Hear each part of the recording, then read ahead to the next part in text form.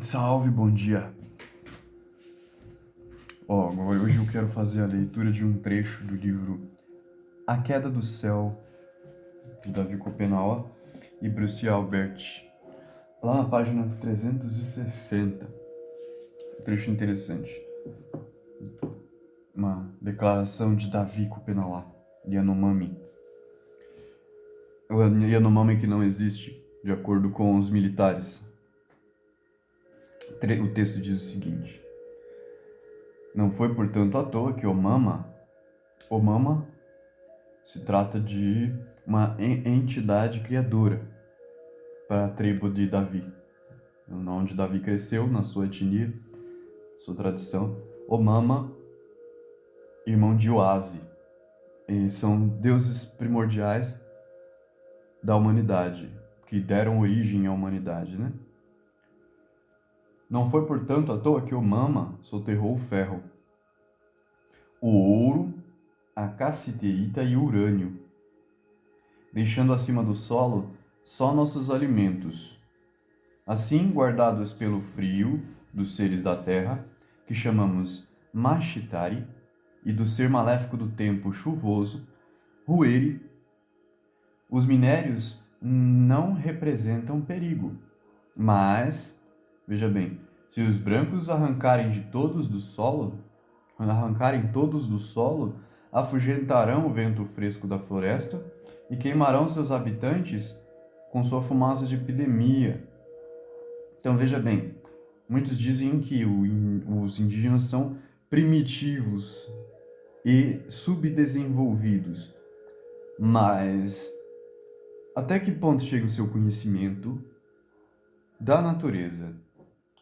Porque aqui se trata de um xamã indígena, Yanomami, que na visão dos civilizados, ele é subdesenvolvido, né?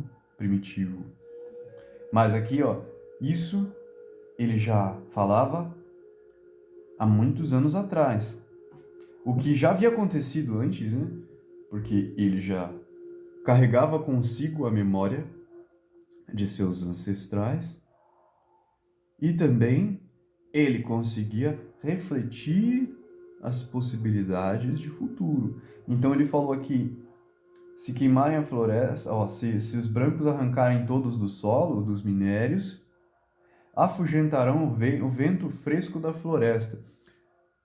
Porque ao minerar o solo, estão destruindo a fertilidade do solo, derrubando árvores, destruindo o nosso sistema respiratório, não é? E aí vem o quê? O calor excessivo, não é? E o que a gente está percebendo atualmente não são recordes de temperatura? Mas vão dizer, essa temperatura é natural. Mas verão passado, será que fez tanto calor? O verão anterior ao passado, será que fez tanto calor quanto o passado? Como que está reagindo a natureza, o clima do nosso planeta, como ele tem reagido? E seus habitantes com sua fumaça de epidemia. Então veja bem, a mineração também traz doenças. O que o xamã Yanomami, entre aspas, primitivo, havia previsto. O que também acontece. Continuando, nem as árvores, nem os rios, nem mesmo os chapiri aqui é um termo utilizado para os espíritos, poderão conter o seu calor. Então, ao ficar sem peixes para comer, sem néctar de flores para beber, o ser Sol Motokari, que é também um ser onça, descerá à terra enfurecido. Olha que interessante, o ser Motokari, que é um ser onça. Então se trata aqui de uma entidade solar associada a um felino, a uma fera felina, muito semelhante à deusa egípcia Sekhmet. que desce, filha do sol, que desce na terra para se vingar da humanidade, para devorar a humanidade, para se embriagar com o sangue da humanidade.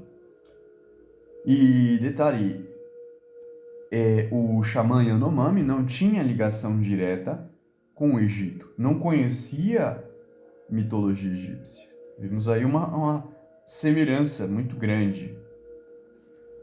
Descerá à terra enfurecido para devorar os humanos como se fossem macacos moqueados. Interessante, não? Depois, mais tarde, quando os brancos tiverem acabado de extrair todos os minérios, seu calor irá se dissipar e a terra se resfriará pouco a pouco. Veja bem, o conhecimento de causa e efeito do indígena, entre aspas, primitivo.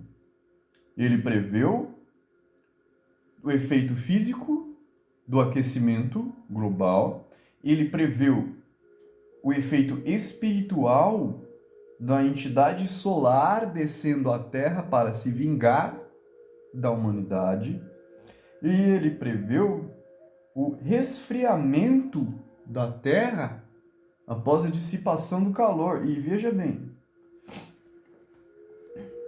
se resfriará pouco a pouco, pois são eles que aquecem suas profundezas. Estou falando dos minérios. Olha, vamos raciocinar e ver se esse tipo de reflexão, esse tipo de compreensão de causa e efeito existe na cabeça do homem branco civilizado. Será que ele compreende esses efeitos? Será que mesmo quando dizem a ele, quando mostram a ele, quando ele vê os efeitos, será que ele compreende esses efeitos?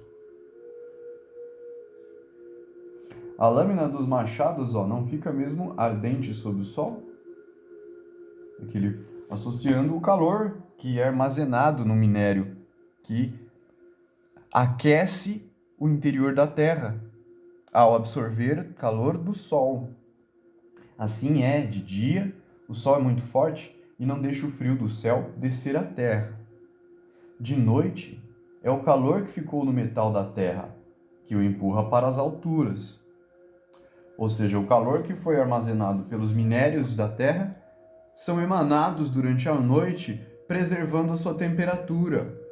Em uma floresta, por exemplo, o que não acontece em um deserto, porque o deserto ele faz extremas temperaturas durante o dia, em extremo calor durante o dia e um frio extremo durante a noite, o que dificulta a vida. E se esse desequilíbrio se intensifica, impede o desenvolvimento da vida. E ele fala aqui, de dia o sol é muito forte e não deixa o frio do céu descer à terra. Então o calor do sol durante o dia é o que aquece a terra, mas em um deserto esse calor é excessivo e ele destrói a vida, resseca os rios, resseca a terra, resseca os corpos.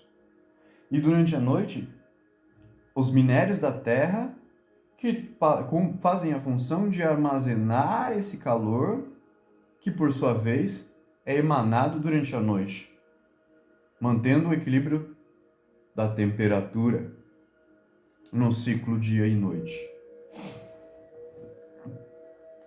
Onde o solo é vazio, onde o solo é muito quente, é porque no mais fundo dele há pedras e metais. Onde o solo é vazio, faz muito frio, as nuvens são baixas e quase não se vê o sol. Deve ser o caso das terras distantes, de onde os ancestrais dos brancos já extraíram todo o minério. Então, os europeus, eles destruíram a sua terra, o seu continente. Eles colonizaram o seu continente. Eles destruíram suas florestas. Eles exploraram os minérios de sua terra. E é por isso que eles vivem em um lugar frio, um lugar estéril, e é por isso que eles saíram de lá e estão perseguindo a África, perseguiram a África, ainda perseguem e vieram para cá também nas Américas, para que continuassem se alimentando tanto da vitalidade da terra, quanto de seu esqueleto, que é o próprio minério.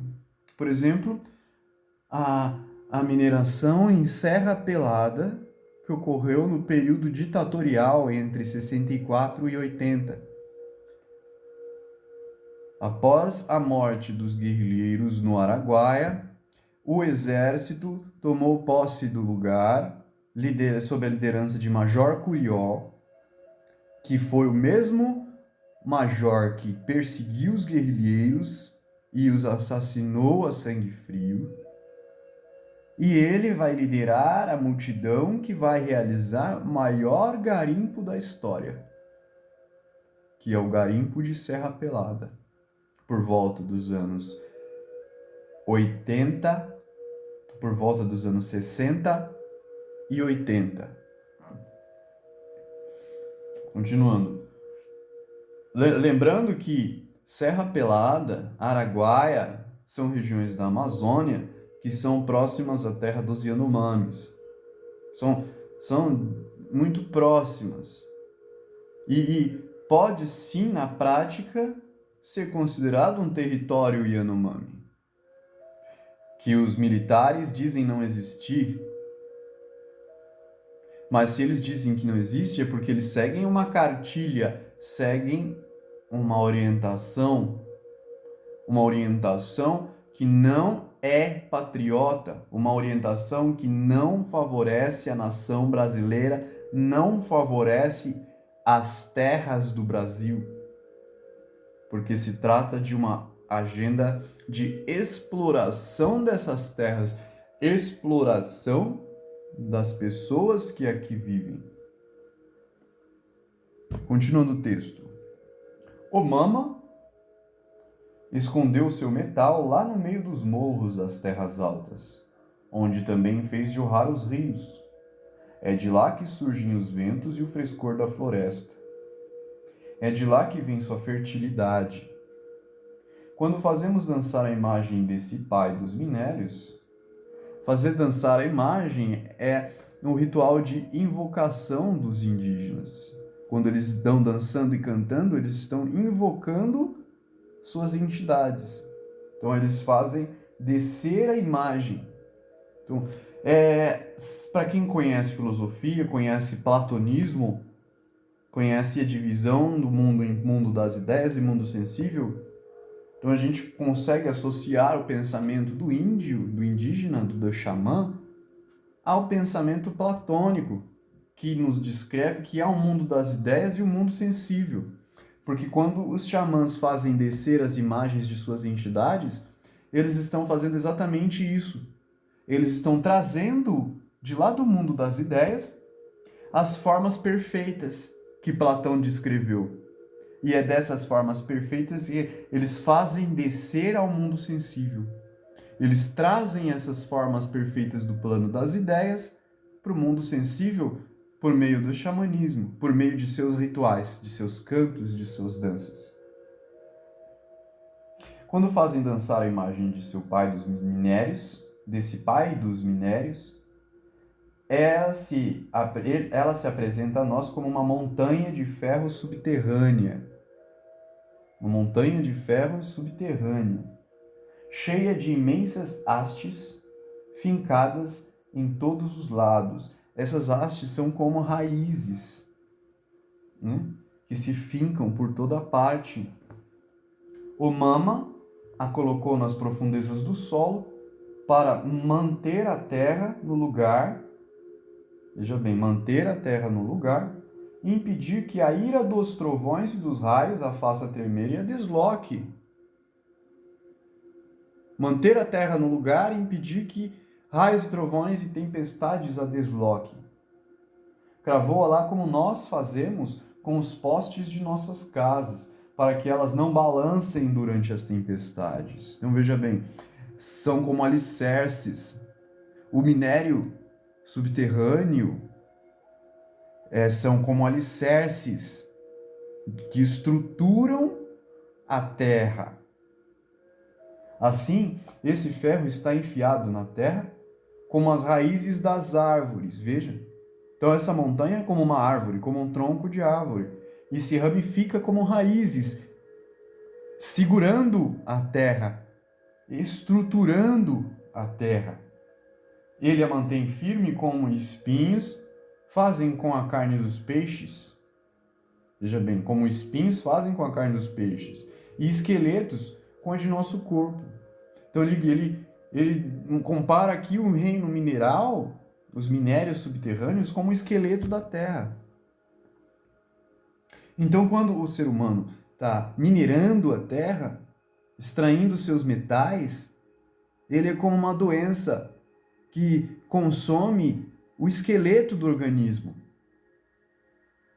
E um organismo sem esqueleto não tem estrutura. Ele desaba. E a gente vê isso na prática. Continuando, ó. Torna-a estável e sólida, como nosso pescoço faz nossa cabeça ficar reta. Sem essas raízes de metal, ela começaria a balançar e acabaria desabando sob nossos pés. Interessante, não? Porque isso tem acontecido com muita frequência, não é? O solo desabar, os buracos se abrindo. Não só aqui no Brasil, mas no resto do mundo.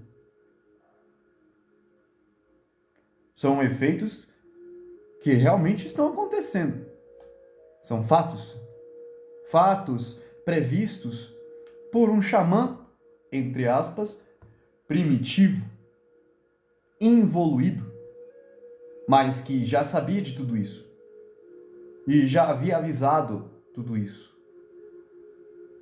Não só ele, como os demais que também fazem parte de sua cultura primitiva, como dizem os brancos.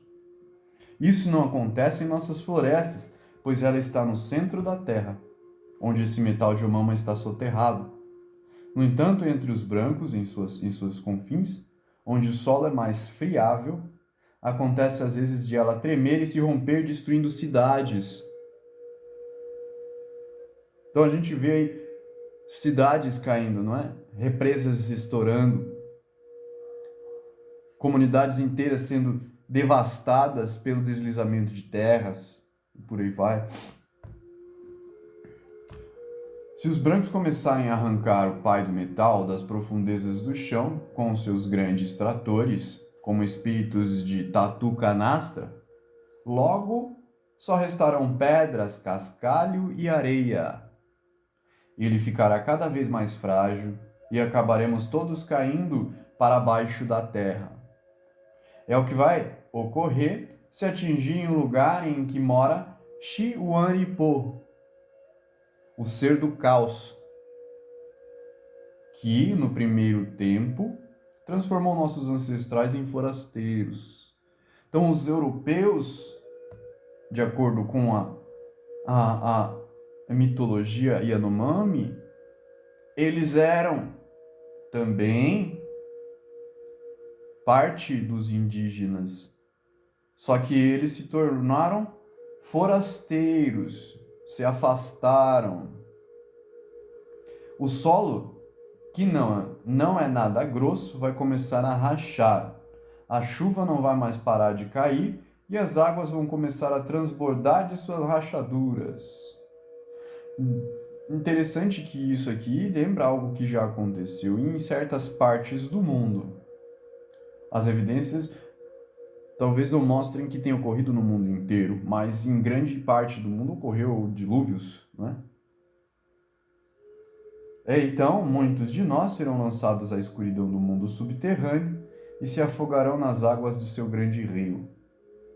Motoryu, o grande rio. Escavando tanto, os brancos vão acabar até arrancando as raízes do céu. que também são sustentadas pelo metal de Omama. Então ele vai se romper novamente, veja, se romper novamente, e as portas do céu se abriram e as chuvas choveram por 40 dias e 40 noites e todo ser vivo, rastejante, voador e vegetal foi destruído. Eu acho que eu já li isso em algum lugar, não é? Então ela vai se romper novamente e seremos aniquilados até o último. Esses pensamentos me atormentam muito, por isso levo as minhas palavras de Omama para defender nossa floresta. Os brancos não pensam nessas coisas. Se o fizessem, não arrancariam da terra tudo que podem, sem se preocupar. É para acabar com isso que quero fazer com que elas ouçam as palavras que os Chapiri me deram no tempo do sonho. Meu sogro é um grande xamã, como eu disse, é muito sábio. Ninguém tem mais conhecimento do que ele em Watoriki. Foi ele o primeiro a ver a imagem do metal de Omama e a fazê-lo descer. Desde então, os demais xamãs de nossa casa também o fazem dançar. No meu caso, foi primeiro no sonho que vi o pai do ouro e dos outros minérios. Aconteceu quando, doente de malária, ardendo em febre e tornando fantasma, minha imagem foi levada pelo espírito da terra. Mashitari, até o mais profundo do mundo subterrâneo. É por essa razão que posso falar disso. A imagem do pai do ouro é gigantesca e impregnada de fumaça de epidemia. Trata-se de um ser maléfico assustador e feroz, capaz de nos cortar a garganta, de dilacerar nossos pulmões e de secar nosso sangue. Os brancos têm de saber disso e desistir de se apoderar do metal de Omama. Talvez seja o mais belo e mais sólido que eles possam encontrar para fabricar suas máquinas e mercadorias, mas é perigoso demais para os humanos. Então, fica aí a experiência e a dica de um xamã Yanomami que não existe e que é primitivo e involuído.